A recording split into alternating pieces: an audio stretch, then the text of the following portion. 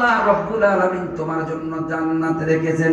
যেই নারী স্বামীর সাথে তর্ক করে, যেই নারী স্বামীর সাথে বেয়াদবি করে, আল্লাহর নবী বিশ্ব নবী রাহমাতুল লিল আলামিন বলে সেই নারী জান্নাত পাবে তো দূরের কথা, জান্নাতের ঘ্রাণও সে পাবে না। আমাদের সমাজের মধ্যে মহিলারা জামাইল লোকে তুই তুকারি করে, কথা কোন ঠিক না বেঠিক? আধুনিক যুগের নারীরা এখন তো আগের জমানার মহিলারা স্বামীর নাম মুখে জীবনও নেয় নাই। এখন স্বামীর নাম তো নেয় নাই, স্বামীদের তুই তুকারি করে, কথা কোন ঠিক না বেঠিক? আমার দাদির বাসুরের নাম ছিল রহিমউদ্দিন, জীবনে রসুন কয় নাই, কয় দলা সবজি নিয়ে আসো।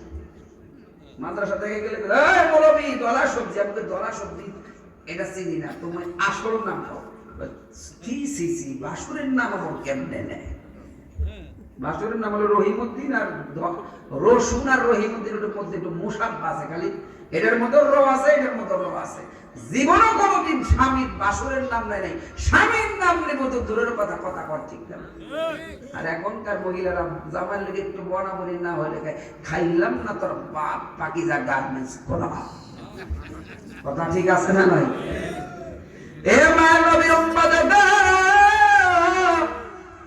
আমি তো আপনাদেরই সন্তান, সকালবেলা আপনাদের সাথেই তো দেখা হবে, এজন্য অনেক চেষ্টা করতেছি কিছু মোলাখাস কথা বলার জন্য, ভেজাল যেন না পড়ে, আবার কিছু বয়ানের জন্য সুন্দর হয়, অনেক চেষ্টা করতেছি। আল্লাহ আমাদেরকে তৌফিক দান করুক, জোরে বলেন আল্লাহুম্মা আমিন।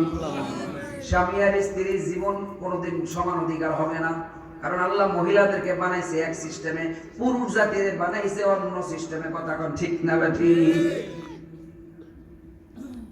জ্বরের মধ্যে হঠাৎ করে স্বামীর পেশাবের ব্যাগ ধরছে, পাহাড়ের ঘরের মধ্যে থাকে, স্বামী কয় বিবি রে আমার তো পেশাব ধরছে, বাইরে তো যাওয়া যাবে না, বৃষ্টি আর তুফান, তোমার কান্দে উঠতে আমি এক নম্বরটা সারিয়ে পাবে।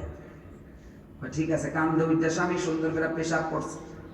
এখন বিবি কইতেছে স্বামী তোমার পেশাব দেখে তো আমারও পেশাব ধরছে, তুমি তো আমার কান্দে উঠতে পেশাব করছে, এবার তোমার কান্দে উঠতে আমি পেশাবটা করি। যেই মহিলা কান্দে উঠতে পেশাব করে জামাইরে গরম পানি দিয়ে ভিজাই দিছে।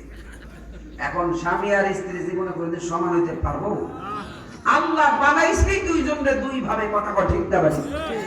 এ মায়ের নবীর উম্মত, যে সমস্ত মহিলারা বলে সমান অধিকার চাই, সমান অধিকার চাই, এই সমস্ত মহিলারা কোরআনও পড়ে নাই, হাদিসও পড়ে নাই, জানে না, মূর্খ মানুষ। আল্লাহ তাদেরকে দিনের সঠিক বুঝ দান করুক, জোরে বলেন আল্লাহুম্মা আমিন। এক শিয়াল ছিল, 3 দিন যাবত খানা পায় না, পেটের মধ্যে ক্ষুধায় কাতরাচ্ছে, পেটের মধ্যে কামড়াইতেছে। হঠাৎ করে নদীর পাড়টা ঘুরতেছে, ঘোরার সময় হঠাৎ করে দেখে একটা কাকড়া বাইরেছে নদীর গর্তের মধ্যে থেকে। কাকড়া শিয়ালরে দেখে আবার পিস বেগার দিয়ে ভিতরে ঢুকে গেছে। এবার শিয়াল কয় 3 দিন যাবত খানা খাই না, যদি কাকড়ার একটু চাবাইয়া মোটামুটি মুখের দুর্গন্ধটা দূর করা যাবে। এবার শিয়াল কাকড়া গর্তের মুখের মধ্যে জায়গায় কাকুরি মাকুরি পরমা সুন্দরী আয়তনে নমস্কার করি, কি কয়? কাকুরি মাকুরি পরমা সুন্দরী আয়তনে একটু নমস্কার করি। কাকড়া কয় মামা ও শিয়াল ও, বাইরে হইল বৃষ্টি বৃষ্টি ঝড়, আজকের নমস্কারটা মামা তুমি বাইরে থেকে কর। শিয়াল দেখো যে আমার তো বেশি বড় বক্তা, কথা কোন ঠিক না? এবার শিয়াল সামনের দিকে আগায় যায়, একবারে গিয়ে দেখে বিয়া হইতেছে। বিয়ার মধ্যে বাবুর্চি সুন্দর করে গোশত রান্না করবে, এমন টাইমে মশলা আনার জন্য ঘরের মধ্যে গেছে। এই টাইমে একটা কাক লাফ দিয়া গিয়ে একটা গোশতের টুকরো নিয়ে ঘরের পিছনে একটা বড় গাছ ছিল, গাছের মধ্যে বৈশাখ খাবে খাবে বাপ। অমন টাইমে শিয়াল সুন্দর করে গাছের তলায় বৈশা ওই কাকের একায়, ও কাক একা একা খাবি, আমার একটু দিয়া খা। কাক পায়ে অনেক কষ্ট করে আনছি। শিয়াল বড় চালাক, তোর থেকে কেমনে গোশত খাওয়া লাগে এটা আমার জানা আছে। আর দুনিয়া তামশি আলাল পাম, পাম দিলে এই গোশত খাওয়া যাবে, কথা কোন ঠিক কিনা? এবার শিয়াল বলতেছে তোর শরীরের পশমগুলি কালো কাবা ঘরের মতো কুচকুচে কালো, বড় সুন্দর দেখা যায়। তোর চোখটা এমন মণিমুক্তার মতো ঝলমল ঝলমল করতেছে।